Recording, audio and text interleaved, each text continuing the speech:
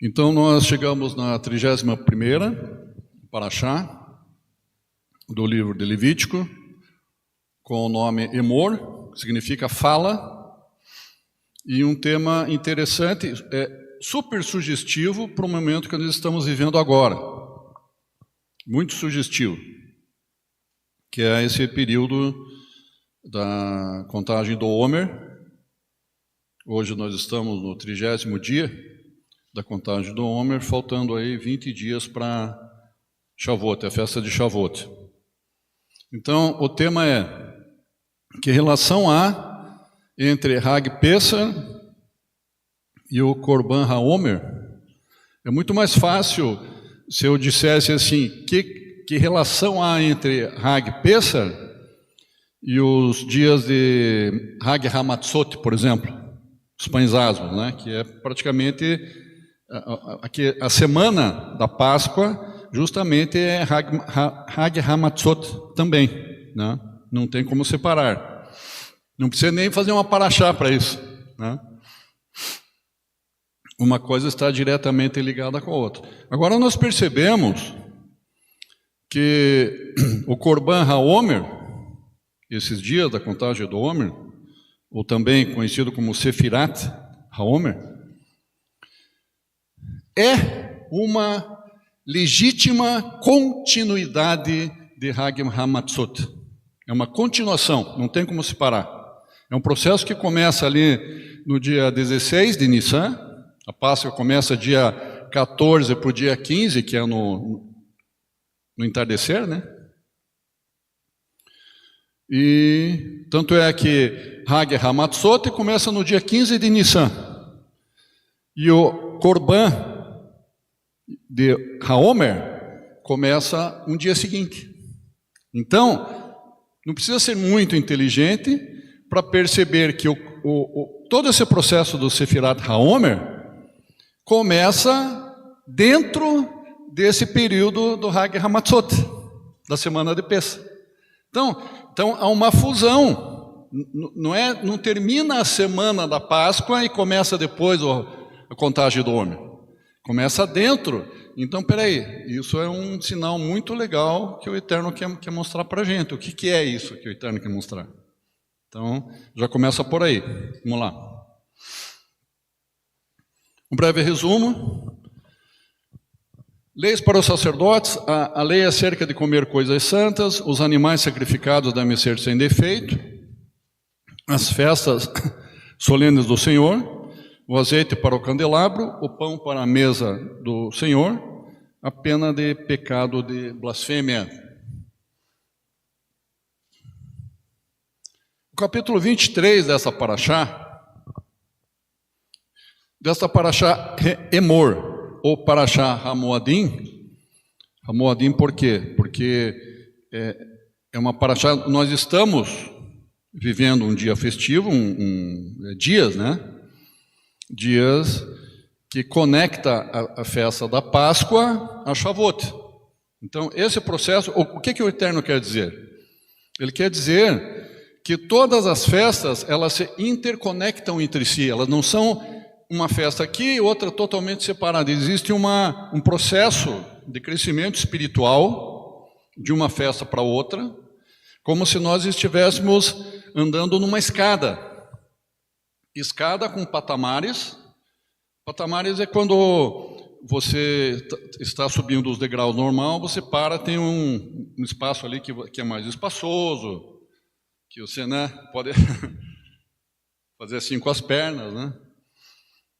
É uma laje, um espaço maior. Daí continua a escada. Nos prédios tem muito disso, né? Esses patamares. Então, entre as festas há esses patamares, mas você continua a escalada quando chega, por exemplo, uma separação entre Shavuot e Rosh Hashanah, Zikaron Teruah, por exemplo. Rosh Hashanah só apareceu esse nome Rosh Hashanah depois do exílio babilônico. Antes do exílio babilônico era Zikaron Teruah, Zikaron HaTeruah. O toque do shofar, o toque da trombeta, o som, né? Então, são do terceiro mês, são 4 meses que fica sem festa. Mas, peraí, fica sem festa? Não. O que acontece o que liga a festa de Shavuot com a festa de Hag Zikaron Teruah, por exemplo? O que liga? Já tinha que ter respondido. Rápido. Os Shabbatot, queridos. Os Shabbatot. O Eterno não quer que nenhuma das festas fiquem desconectadas. Por quê? Porque todas as festas falam da pessoa do Messias. Todas elas. E é um processo de crescimento espiritual. E todo o processo de crescimento espiritual, seja que ordem for, precisa de momentos de você dar uma paradinha e respirar. Não é só aquela pressão, não. Você tem que dar uma pausinha, assim. Então, a sabedoria de Hashem, né? Então, esse processo aí, para Shaimor, cita a sequência das festas de Hashem, desde o Shabat, a primeira das festas, até a festa de Sukkot, tabernáculo. Não tem como separar os elos que unem todas essas festas. O dia de hoje, por exemplo, que é um Shabat, né? É justamente o Shabbatot. Porém, em Levítico 23:15, Hashem ordena assim: e contareis para vós desde o dia seguinte ao primeiro dia festivo, 15 de Nissan, o primeiro Shabat de Pessah. O primeiro Shabat, Pessah tem 2 Shabats, que fazem parte do contexto da festa, mas ele pode ter 3 Shabbatot. Pessah. Às vezes coincide de um desses Shabbatot cair junto com o sábado normal, com o Shabat normal. Às vezes coincide, então ficam 2 Shabbat. Mas, a grosso modo, são 3. Porque é o primeiro Shabat de Pessah, o segundo Shabat de Pessah e o Shabat normal. São 3 Shabbatot. Peraí, 3 Shabbatot na festa de Pessah? O que significa isso? Qual que é a mensagem, irmãos? A mensagem é que Pessah é um Shabatão. Tem 3. 2 é pouco, o Eterno põe 3. Entenderam? Essa que é a mensagem. Então, o que aconteceu para o povo hebreu que estava opresso lá sobre as garras de Faraó, no Egito? Quando eles foram libertos, eles fizeram o que assim, ó? Quando eles atravessaram aquele mar, e viram todo o exército de Faraó embaixo do mar lá, o que eles fizeram? Eles fizeram, que alívio. Eles entraram num Shabatão, né? No estado de Shabat, assim, agora não tem nenhum soldado de Faraó perseguindo a gente mais. Aleluia. Na verdade, o Eterno, Ele quer sempre Shabat para a gente. Todos os dias, todas as noites. A gente que é meio burrinho, a gente não entende isso. A gente fica forçando a amizade e tal. Ele quer que sempre você esteja assim nele, assim, ó, nos braços dele, assim, ó. Eterno, que seja feita a tua vontade. Eis-me aqui. É isso que Ele quer. Ele quer sempre que a gente esteja em Shabat. Vamos lá. Primeiro dia festivo, 15 de Nissan, primeiro Shabat de Pessah. Primeiro Shabat de Pessah, Mimaharat e Hashabat. Desde o dia em que tiverdes trazido o Homer da movimentação, em 16 de Nissan, primeiro dia dos pães asmos, dia 15. Primeiro dia da contagem do Homer, 16 de Nissan. 7 semanas completas serão, até o dia seguinte da 7ª semana contareis 50 dias, e oferecereis oblação nova de trigo ao Eterno. Opa, oblação nova de trigo lá em Shavuot? Que interessante. Isso chama atenção. O que significa isso? Todo o processo inicia no dia 14, no pôr do sol. 14 para 15, né? E daí no pôr do sol inicia o primeiro Shabat de Pessah, que é 15 de Nissan. Mais 49 dias da contagem do Homer. E no 50º dia é Shavuot. São 7 semanas, mais 3 dias, incluindo o 14, no caso. Porque, por que eu coloquei o 14 ali? Por causa daquela preparação do cordeiro. São 7 semanas, mais 3 dias, 52 dias,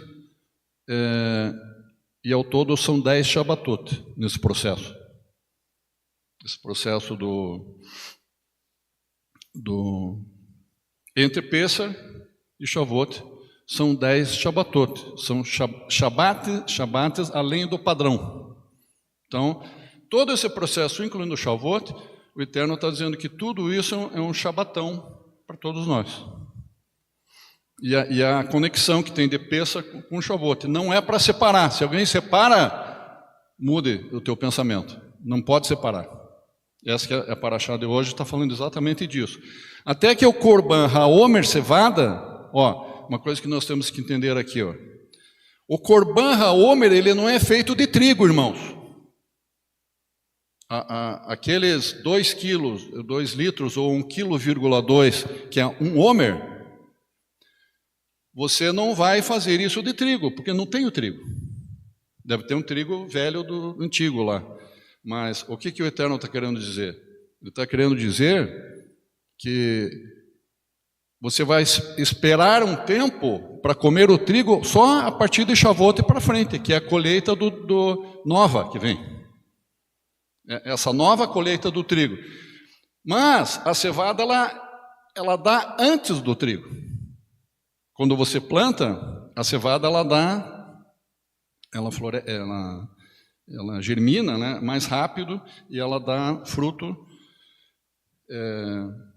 semente, mas antes do trigo. Por isso que você apresenta essa primeira colheita, que é cevada, não é de trigo. Então, nunca, isso se alguém perguntar para vocês, nunca vão responder assim, não, mas eu levo trigo lá no templo. Não, o trigo ele ele não existe ainda. Ele vai ser colhido em Shavuot. A colheita é de cevada, que é uma plantação que ela dá antes do trigo. Muito bem. Até que o Korban HaOmer Cevada seja trazido, não se deve comer da nova colheita de trigo. Isso é conhecido como Hadash. Novo, renovado, Hadash.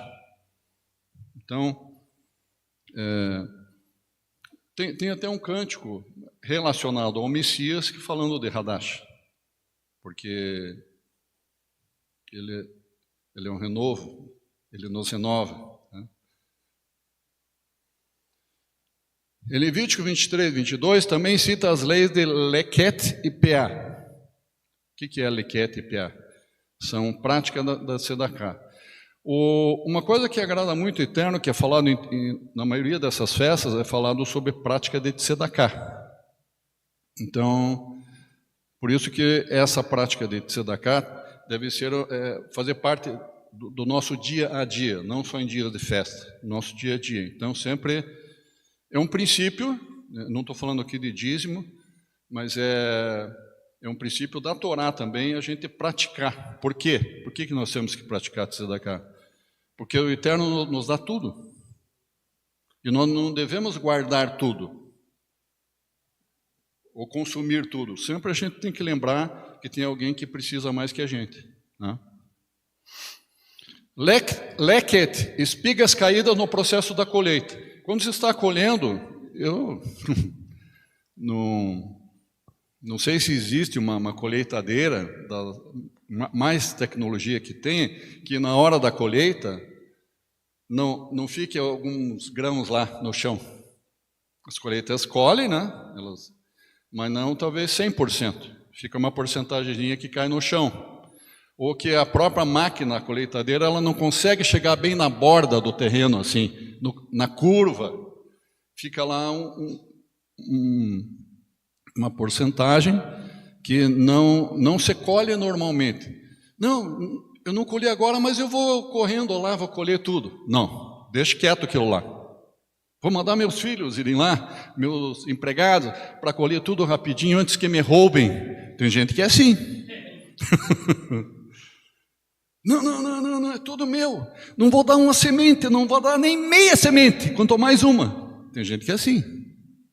Esse que é o problema. E a Torá diz, não seja assim. Não sejam egoístas. Deixa lá quietinha a semente nas bordas e no canto do campo. A colheitadeira não alcança lá, não tem um braço especial da colheitadeira que vai no cantinho. Deixa o canto quieto lá. Já foi feito assim para praticar tzedakah. Então pega os cantos, as bordas e mais os grãozinhos que a colheitadeira que caíram no chão, que não foram para dentro da máquina, deixa lá para os pobres. Isso não é teu, é dos pobres. Entendeu? PA, cantos do campo que não se deve colher. Já falei sobre isso. E as espigas caídas no processo que a máquina também não colhe e cai lá no chão. Mas qual que é o limiar, Roche, desse... Que porcentagem você deixa lá para os pobres, né? Segundo os rabinos, os estudiosos da Torá, eu não me aprofundei nisso, mas existe esse número, né?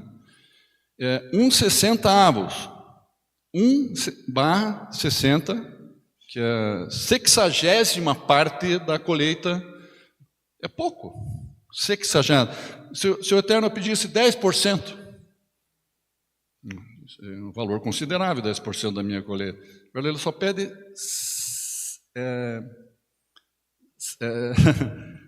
o que eu falei? 60º, né? 60avos, 1/60 da colheita. Então, esse é um valor limite para você não... eu vou dar para os pobres, vou dar uma semente só. Peraí. Então não deu nada, se for dar uma semente, tem que ter alguns parâmetros, né? Alguma referência. Vamos lá. O que eu citei aqui? Está aqui, ó. Olha que interessante. Sabe?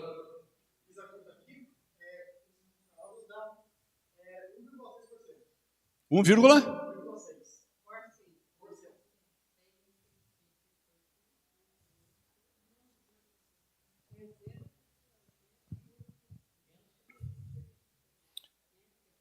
60ª parte do... Obrigado, André. Observando as parashot Emor e Behar, encontramos dois números que se repetem várias vezes na Torá, se repetem em várias partes, né, dessas parashot, que é o número 1 e o número 7. Então, você vai ler lá o primeiro dia, vai ler primeiro mês, vai ler 7 dias, 7 semanas e 7 meses. Claro que se você pegar o gráfico aqui do crescimento espiritual das festas bíblicas, nas festas do Senhor, lembra que eu falei da escada para vocês? Ali está como se fosse uma escada. Só que entre cada uma dessas colunas tem um espaço. Tem um espaço e aqui no meio, que são os 4 meses, do terceiro mês para o 7º mês, são 4 meses, tem um espaço maior, né?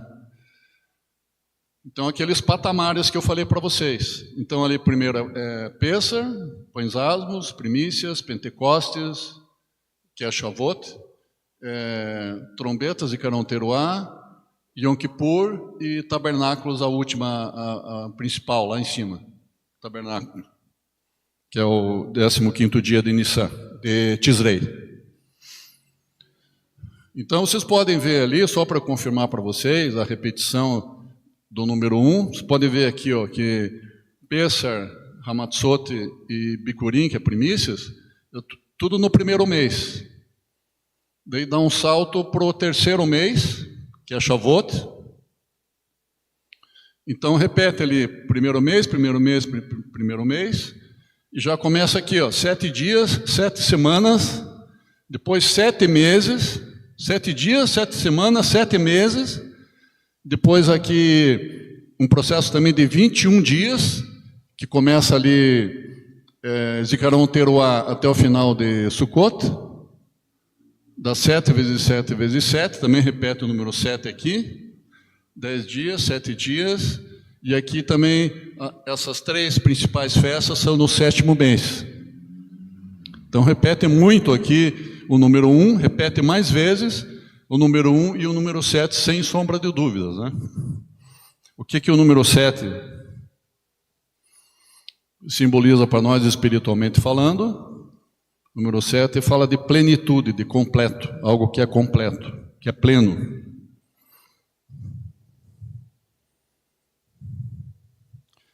Segundo os sábios da Torá, é que em todos os Moadim sempre estão presentes os Shabbatot, isso já falei para vocês. O Eterno, Ele quer que em cada Shabat, não é à toa que é um dia de alegria, é um dia de festa, é um dia que você, pelo menos lá em casa, eu creio que vários irmãos fazem isso em suas casas, na sexta-feira à noite, a Estela arruma a mesa de uma forma diferente dos dias da semana. É uma noite especial, uma noite de festa, é uma noite de festa com Hashem. Então, uma toalha bem bonita, bem passada, bem engomada. Ela faz uma comida especial, eu levo as flores, aquela toalha enfeitada com aquelas flores, as luzes, né, do Shabat. Então, é a refeição mais nobre da semana. Eu gostaria que todos, quem não faz, que façam isso, que é bênção para o lar. Quem ainda não faz esse sistema de preparar, né, o jantar de Shabat, isso é muito bom, une a família, traz crescimento espiritual, traz alegria, traz paz, o Eterno ali conosco participando, isso é muito importante. Então, são os elos de uma grande corrente interligando todas as festas de Hashem, em razão de que Yeshua é o centro de cada uma das festas. Não é em vão que na primeira grande festa há 2 ou 3 Shabbatot, já falei disso, pois Pessah proporciona um grande alívio, libertação e descanso para o povo. Em Pessah também fazemos uma pausa, descanso no processo de fabricação do pão. Presta atenção aí do pão, questão do pão. Durante o processo de produção do pão, há 2 ciclos de vida e de morte. O primeiro, quando você colhe o trigo e depois de esmagá-lo, matando para virar farinha, para virar pó. O segundo, quando se adiciona água a essa farinha de trigo, e daí adicionando água para trazê-lo de volta à vida e depois jogá-lo no forno em alta temperatura, e a alta temperatura explode o fermento dentro da massa do pão. E agora o pão está pronto para se comer. Então, espiritualmente falando, com o Messias não aconteceu diferente disso. Porque o Messias, quando ele morreu, foi sepultado no túmulo de José de Arimateia.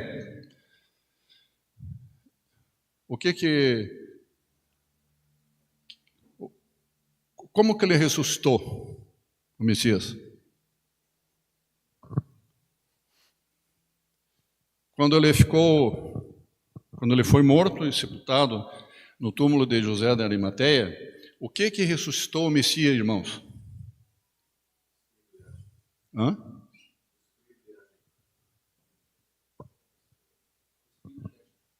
O quê?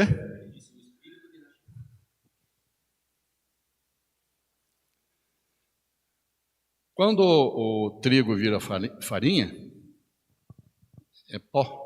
Trigo é um pó. Daí você adiciona água, daí as coisas mudam. A água, o que é biblicamente? É o quê? É a palavra, poder da palavra. Yeshua ressuscitou pelo poder da palavra de Hashem.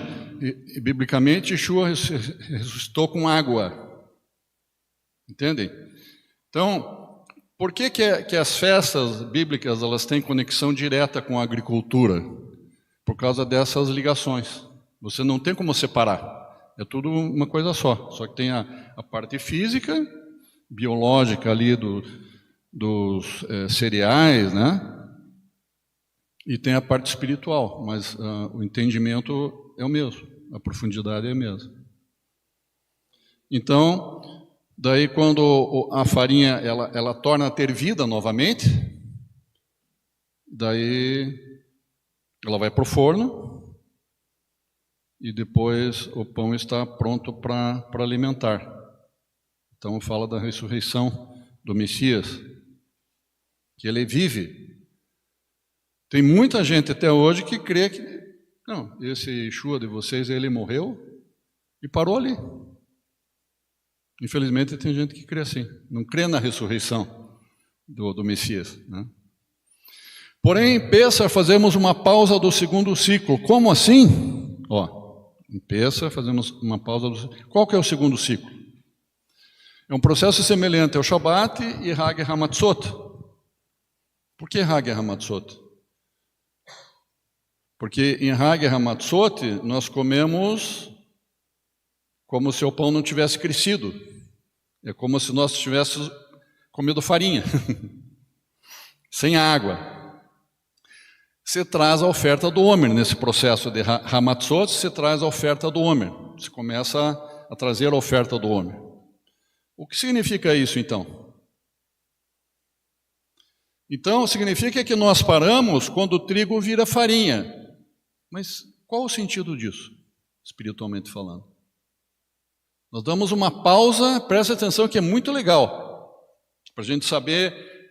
Para nós sabermos esse processo que nós estamos passando antes de Shavuot e o que está acontecendo. Por que nós estamos dia a dia levando ao templo um homer de cevada? 1,2 kg ou 2 litros de cevada. Qual o propósito do Korban HaOmer? A cevada é o primeiro grão a amadurecer, marcando o início da colheita. Por isso, se alimenta de grãos de cevada, pois só era permitido comer o trigo da nova safra, que significa esse Hadash, a partir de Shavuot. Então, não pensem que nesse período... Espera aí, deixa eu explicar uma coisa para vocês aqui.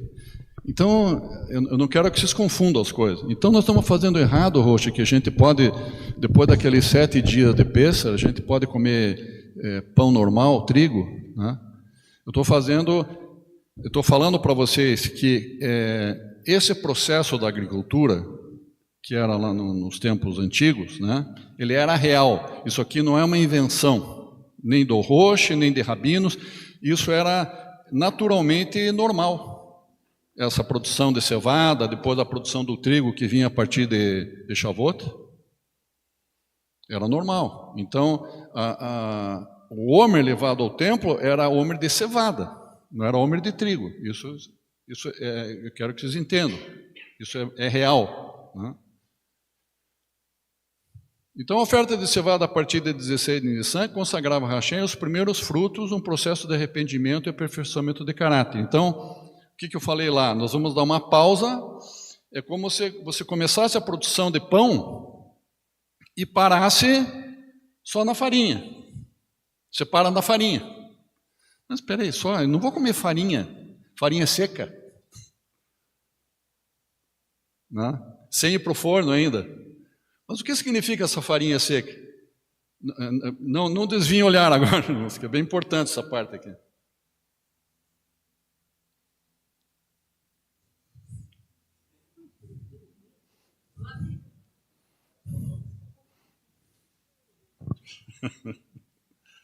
Tem que dar um desconto porque é netinha. Então, o que significa, irmãos, que o Eterno está falando para nós aqui? Alguns já sabem, alguns já têm a resposta na ponta da língua. O que significa isso? Que nós paramos na produção do pão, chegou na farinha, para ali, não põe água. O que é farinha? Respondam, eu não vou falar. O que é a farinha? É um pó. Esse que é o ponto. Talvez, Pedro, tu está 25 anos desse processo, tu tem um dia para aprender, né? Não é antes nem depois. O Eterno, irmãos, nesses dias, antes de Shavuot, antes de você comer do trigo novo, Ele quer que você se sinta como pó. Só isso. Essa que é a verdade. Todo esse período de Pêssar até Shavuot, o eterno, a gente tem que se sentir como pó. Pó da terra. Essa que é a verdade. Mas como a gente vai celebrar uma festa maravilhosa lá em Shavuot e pó? O que tem que ver esse pó com a gente colher o trigo lá e aquela alegria, aquela festa e tal?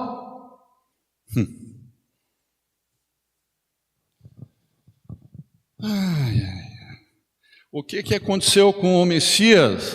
Que ele tomou sobre ele as nossas dores, as nossas transgressões, as nossas iniquidades. Ele foi moído por causa das nossas transgressões e das nossas iniquidades. Ele foi moído e se tornou o que sendo moído? Falem para mim. Ele se tornou o que sendo moído? Começa com P e termina com O. Ele se tornou pó por nós, irmãos. O grande mestre, que todo prata, ouro e diamantes pertence a ele se tornou, se fez pó por causa do amor que ele tem por nós.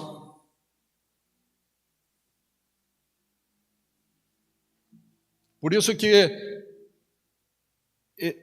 essa fabricação, essa produção do pão para ali, você não pode continuar, você tem que se tornar pó e começar a olhar. São 7 semanas que você fica olhando para dentro de você mesmo. E você, às vezes não é muito bom. Talvez se eu tivesse agora 18 anos, eu me olhar inteiro no espelho, nu, antes de eu tomar banho, um espelho que vai do meu pé até aqui, ó, espelho maior que eu. Se eu tivesse 18 anos, eu não... tudo bem, tá ótimo, Jair, tá bem assim. Agora, se eu me olhar hoje,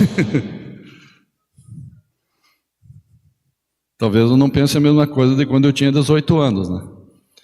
Aqui tá ruim, ali tá... tem que melhorar aqui, tem que perder essa barriguinha, tem que... A gente vê 1000 defeitos quando se olha no espelho. Então vamos arrumar aqui. Aqui eu posso fazer uma plástica. Aqui eu posso passar um creme. Aqui eu posso pentear o cabelo assim. Aqui não tem jeito mais.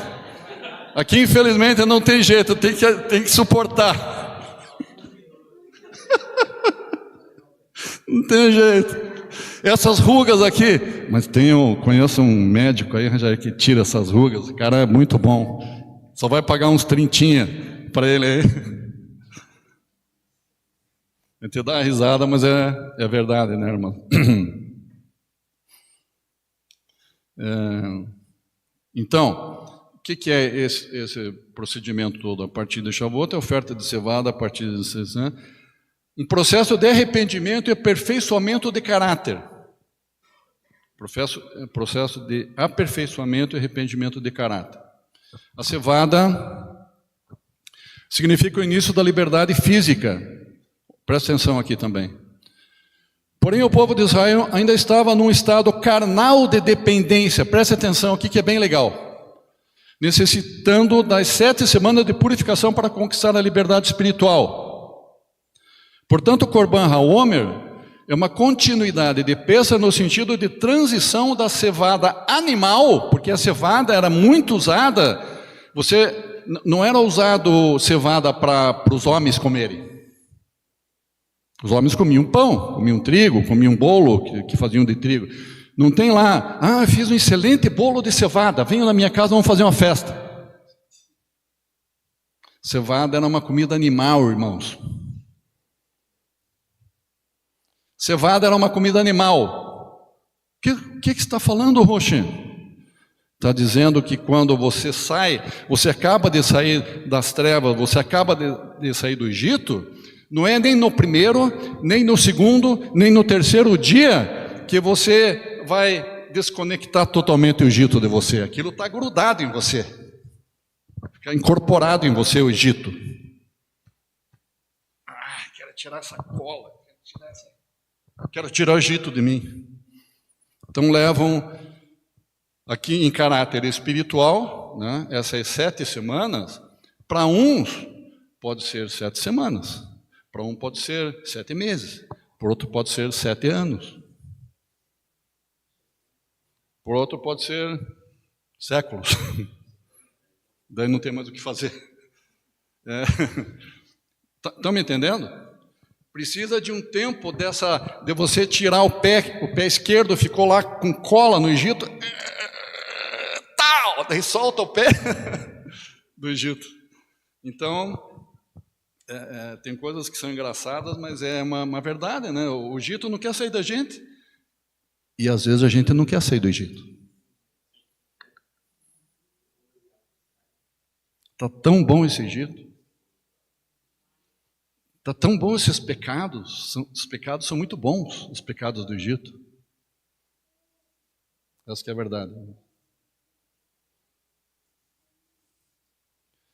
Então nós temos que largar a cevada animal para estarmos com o coração, a mente e o espírito para comer da Torá, do trigo aqui, ó.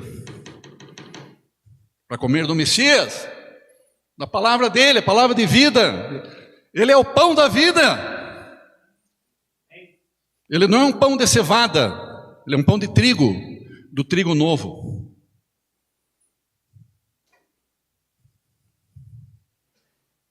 Olá, Yeshua é o pão da vida, mas onde está escrito isso, Rocha? Está escrito em livro de João 6,35, Yeshua é o pão da vida.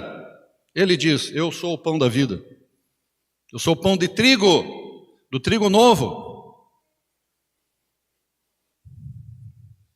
No sentido de terem sido libertos do Egito, para se tornarem livres para servir o Eterno.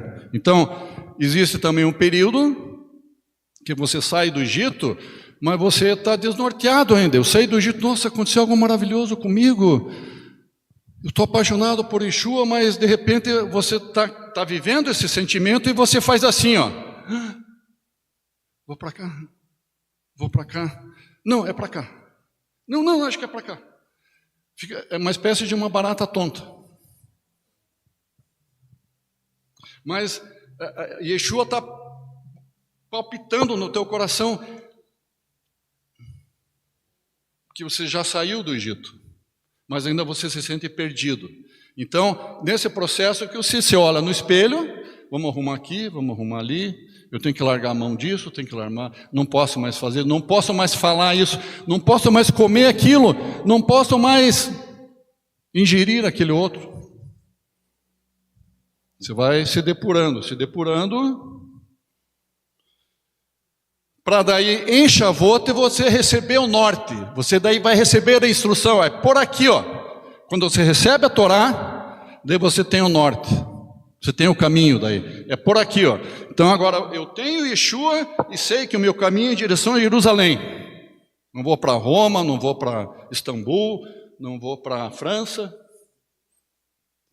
Quando você recebe a Torá, você sabe bem para onde, você sabe de onde você saiu, você sabe para onde você vai. Quando você recebe a Torá, você tem uma enorme de uma bússola, além de um pacto nupcial que se faz com Hashem. Se você faz um pacto nupcial com o Hashem, de casamento, está escrito que os teus pés não vacilarão. Porque o Eterno é o teu norte. Os 7 atributos que constituem as 49 qualidades humanas a serem observadas e desenvolvidas nesse período.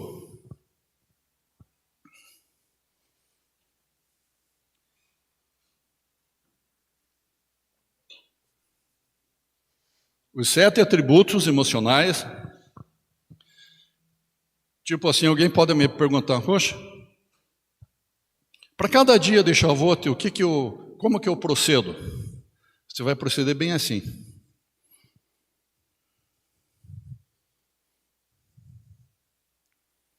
Na primeira semana, olha a frase, última lista em azul ali. Na primeira semana, você vai se olhar no espelho e dizer assim: como que eu posso ser um homem bom e justo? Como que eu posso ser um homem bom e ter e agir com compaixão? Como que eu posso ser um homem bom e agir com firmeza? Na firmeza da palavra da Torá. Como que eu posso ser um homem bom e ser humilde? Como que eu posso ser um bom homem e ter os princípios do Messias? Como que eu posso ser um homem bom e ter a nobreza do Messias? Na segunda semana você vai agir assim, ó. Como que eu posso ser um homem justo? De que forma que eu vou praticar bondade e ser um homem justo? De que forma que eu vou praticar compaixão sendo um homem justo? De que forma que eu vou ser firme sendo um homem justo? De que forma que eu vou ser humilde sendo um homem justo? De que forma que eu vou ter princípios sendo um homem justo? De que forma que eu vou praticar o ser nobre sendo um homem justo? Na terceira semana você vai agir, você vai pensar e vai agir assim: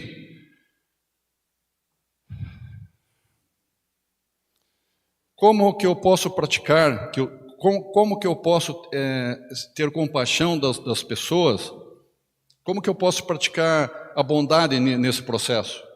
Como que eu posso ter compaixão das pessoas com justiça? Como que eu posso ter compaixão das pessoas com firmeza? Como que eu posso ter compaixão com humildade, com princípio e com nobreza? Na quarta semana, como que eu vou ser bom sendo firme? Porque tem pessoas que confundem sendo bom só dizendo sim. Gerson faz isso para mim? Sim. Sim. Sim. Daí você vai... Tem alguma coisa que está errada, parece que tem um boi na linha que não está legal. Eu só dizer sim, sim, sim. Isso não é bondade, isso é ser tolo. Segundo a psicologia, você dizer não, primeiro que você não está se enganando, você está sendo verdadeiro, e esse não vai servir de lição para aquela pessoa. Pessoa, você pode não sei o que para mim? Desculpa, irmão. Responder com amor, que Yeshua não responderia de uma forma grotesca. Yeshua diria: meu querido irmão, agora não. Me perdoe, mas agora não. Isso ofende alguém? Se você responder assim, não. Mas esse não vai servir de aprendizado para aquela pessoa e você não vai ficar estressado, não vai ficar mentindo para você mesmo. Então, ser afirmativo não é só dizer sim.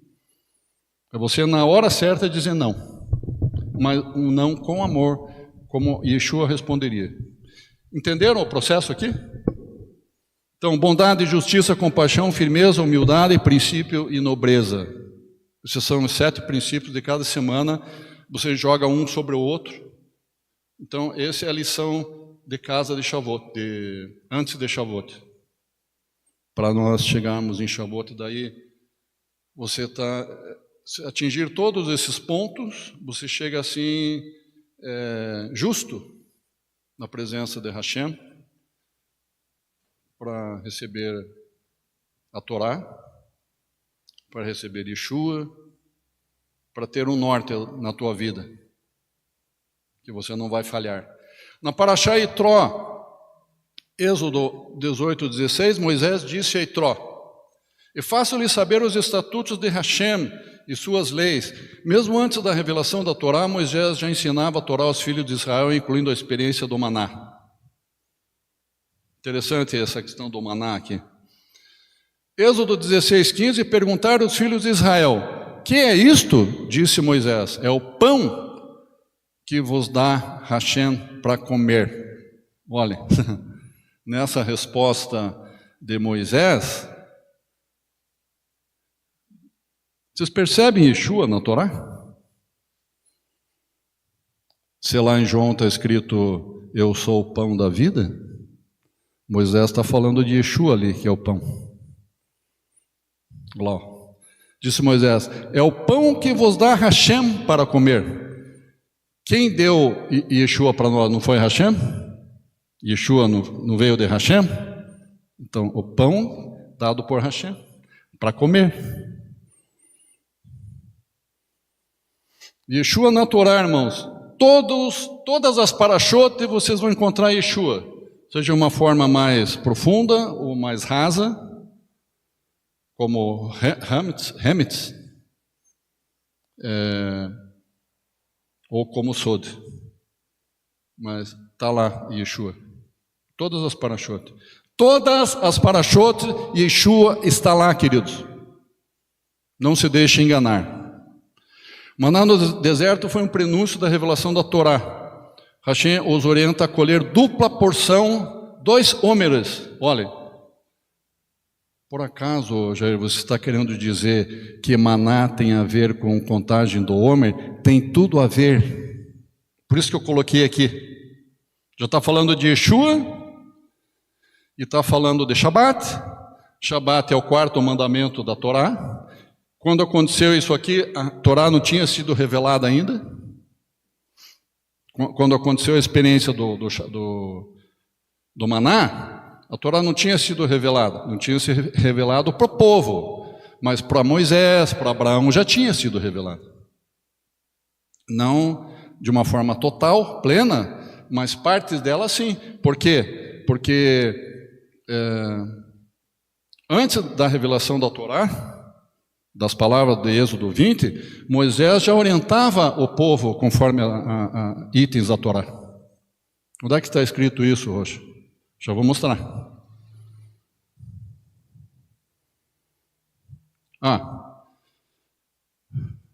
Olha, está falando do Shabat aqui, ó. Hashem os orienta para colher dupla porção, 2 homeres, na sexta-feira, em razão do Shabat. Se colher a mais, você vai colher 2 homeres na sexta-feira, para você não colher no Shabat. Se você, para garantir que no Shabat é dia de festa, vou querer comer um pouco mais, eu vou colher 3 homeres.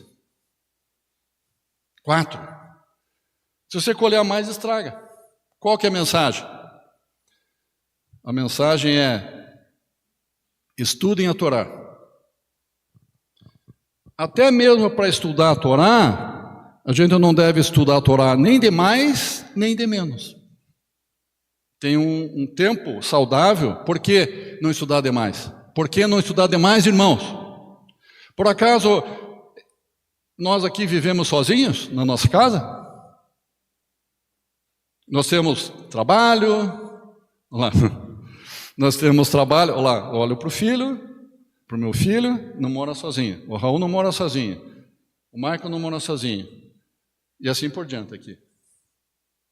Então, nós temos que ter tempo para o nosso trabalho, para a nossa família, para os nossos filhos, para outras coisas, para lazer. Então, você tem que dedicar um tempo diário para estudo da Torá. Não estudar demais, mas também não estudar de menos. Tem que ter Você vai achar esse ponto de equilíbrio. Por isso que o maná tinha porção diária para cada um.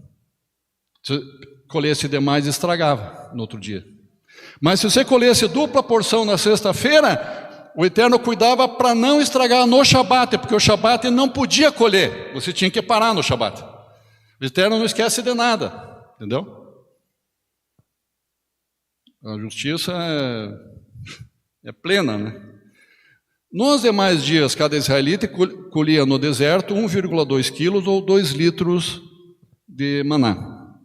Eles comiam diariamente o maná que veio do céu, e da mesma forma é preciso estudar diariamente a Torá que veio do céu, nem de mais, nem de menos, já falei disso.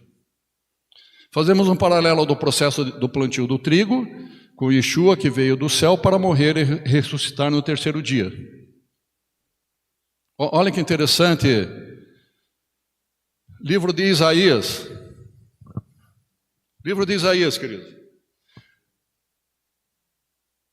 Vocês já pararam para notar, quem já leu, acho que a maioria aqui, eu acredito que todos, já leram o capítulo 53 de Isaías. Muito bem. Acho que sim, né? Tudo bem? Quem percebeu que Isaías, que viveu 750 anos antes do Messias vir, eu não estou falando da segunda vinda do Messias, estou falando do Messias vir pela primeira vez, Yeshua, 750 anos antes. Isaías. E ele fala esses capítulos que são 12 capítulos de Isaías 53.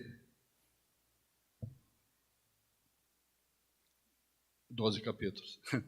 Isaías 53, 12 versículos. Esses 12 versículos, se já pararam para pensar que Isaías fala no verbo passado? Yeshua ia vir 750 anos depois dele. E ele fala como que já passou, como que Yeshua já tivesse vindo. Como assim, Jair? Pode explicar para a gente? Posso.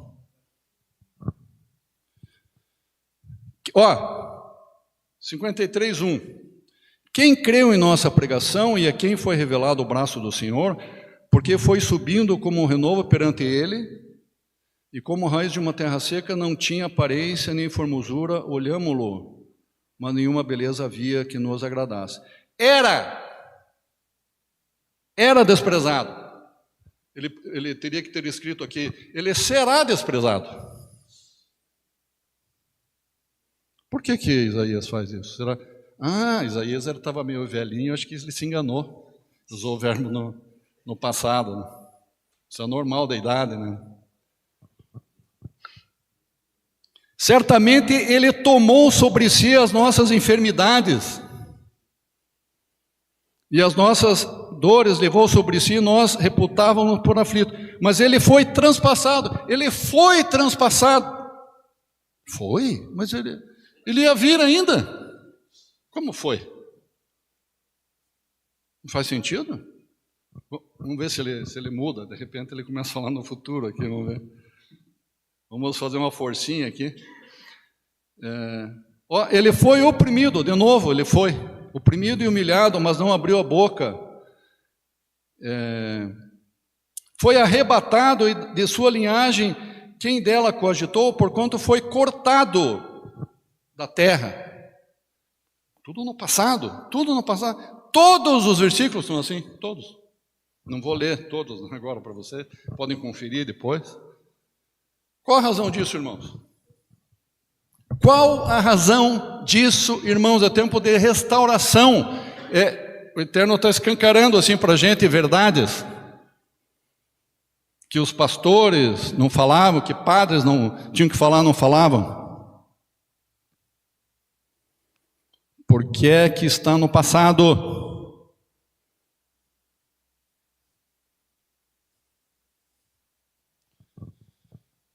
Queridos, as coisas de Hashem são eternas. O Eterno, ele é sempre um presente. Ele está no presente.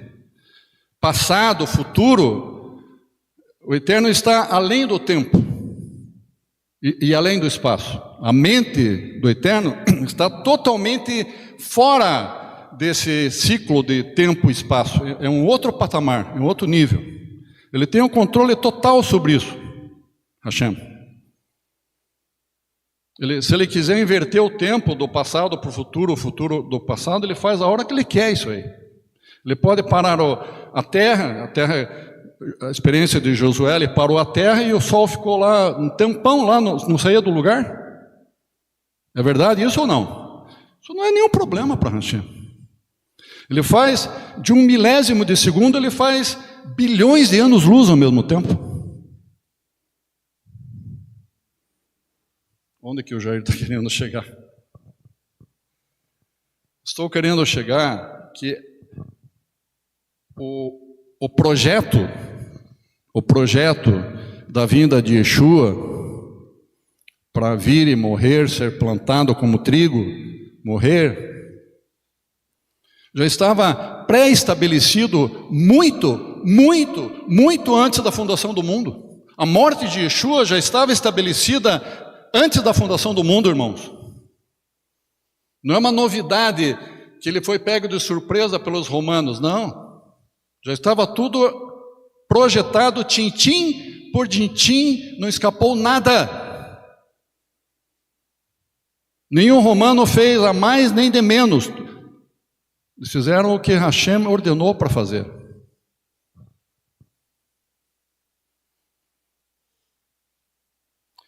Apocalipse 13:8.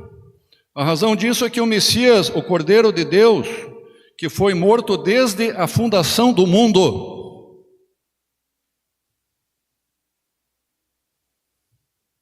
Primeira Pedro 1:19 e 20. Mas pelo precioso sangue, como de cordeiro sem defeito e sem mácula, o sangue de Yeshua, conhecido com efeito antes da fundação do mundo, porém manifestado no fim dos tempos por amor de vós. Mais de um lugar fala que a morte de Yeshua já tinha acontecido. Ela só foi manifestada na realidade, né, trazendo à existência o que para muitos não existia. O Eterno fez, porque Ele já tinha falado, Ele já tinha estabelecido isso. Só se cumpriu a palavra do Eterno, que já tinha pré-estabelecido isso já antes da fundação do mundo. O que eu quero dizer com isso?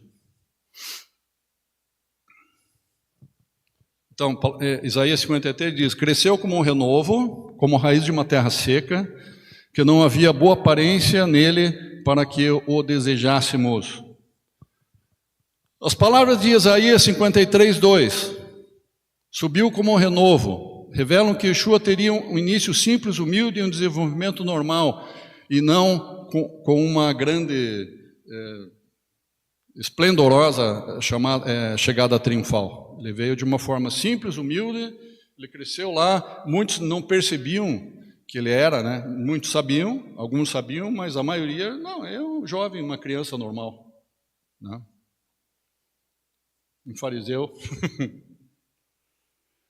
Terra seca. Terra seca, e também não só terra seca, como não havia boa aparência nele para que o desejássemos. Então, ele não era tipo um Brad Pitt da vida, né, quando era jovem, assim mesmo, Alain Delon, sei lá quais os nomes, mas não tinha nada assim que, nossa, que moço lindo. A beleza dele era eterna. Então, início simples, humilde, desenvolvimento normal e não com uma chegada triunfal. Terra seca, o Messias surgindo, já falei disso. Ninguém tinha surgindo de um contexto árido, lugar desértico, semi-morto, né? O que significa isso?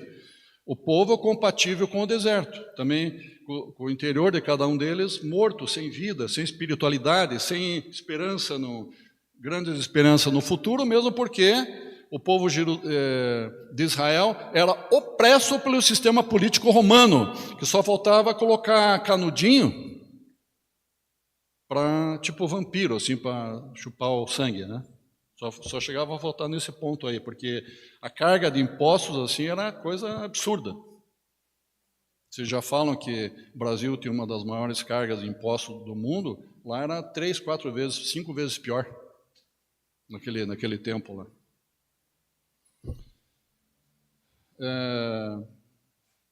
Primeira morte.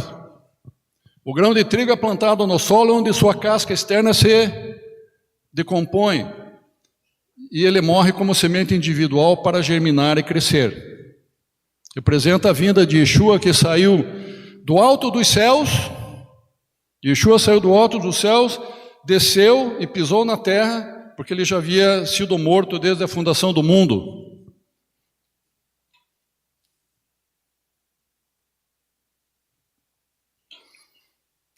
Yeshua não foi pego de surpresa. Ele já estava na sua mente, tudo, os detalhes, tudo o que ia acontecer. Claro que ele, entre estar na mente e sentir na pele, o preço é muito alto, né? Tudo que ele sentiu passou, mas ele já sabia. Ele já sabia. Ele já sabia que ele iria vir para morrer. Não tinha plano B. Aquele momento que ele diz: Pai, se possível, afasta de mim esse cálice, é o corpo carnal, é o pó gritando. Ele estava num corpo carnal. Por isso, é a prova que ele estava num corpo carnal, que ele não estava num corpo etéreo espiritual. Ele viveu as agruras na carne mesmo, né? Essa é tem vários comentários, alguns comentários até nesse sentido aí, de exegetas, né? Nesse sentido. Bem legal sobre isso aí. Então, ele chegou num ponto que, pai, está insuportável essa pressão aí de todos os pecados do mundo sobre mim, está insuportável, acho que eu vou explodir. Mas, já imediatamente em seguida, vírgula, porém, que se cumpra a sua vontade, pai. A gente faria isso?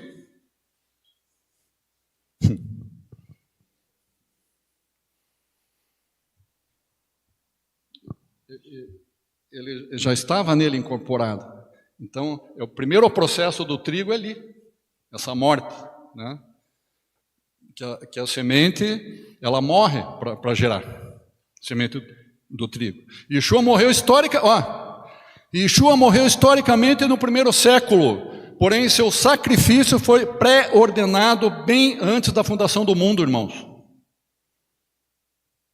Segunda morte, após crescer e ser colhido, o trigo é moído e se torna farinha, um pó, perdendo sua forma original para se tornar pão que dá sustento à vida. Yeshua foi ferido por causa das nossas transgressões e moído por causa das nossas iniquidades. Yeshua se tornou pó por nós, queridos. Ele se tornou pó por nós. Tudo o que Ele quer é que a gente se torne pó. Para recebê-lo, ou já em seguida, quando você está para receber, ou você já recebeu, que a gente tenha consciência e ter essa vida que a gente não pode, está escrito, sem mim nada podereis fazer, nada podemos fazer, nós somos pó.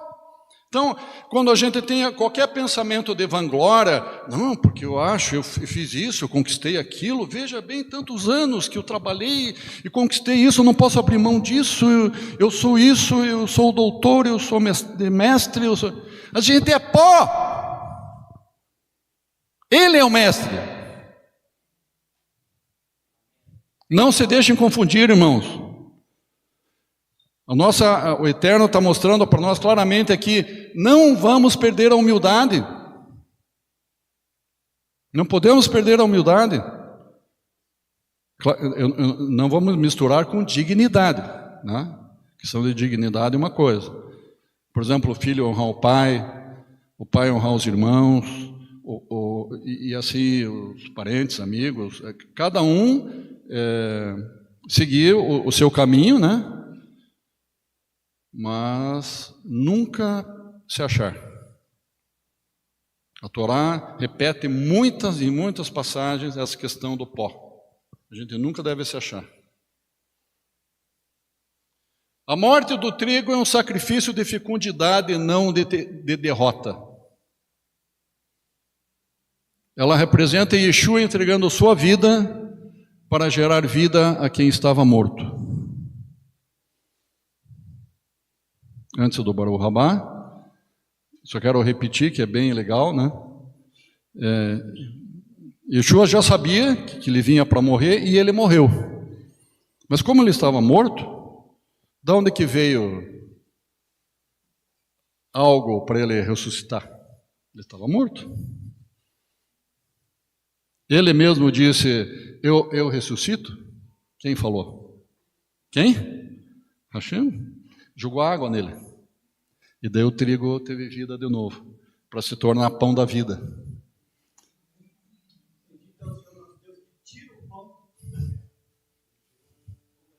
Amém. Bendito seja o nome do Senhor. Bendito seja o nome do Senhor. Baruch Hashem. Baruch Rabá, Bishem Adonai.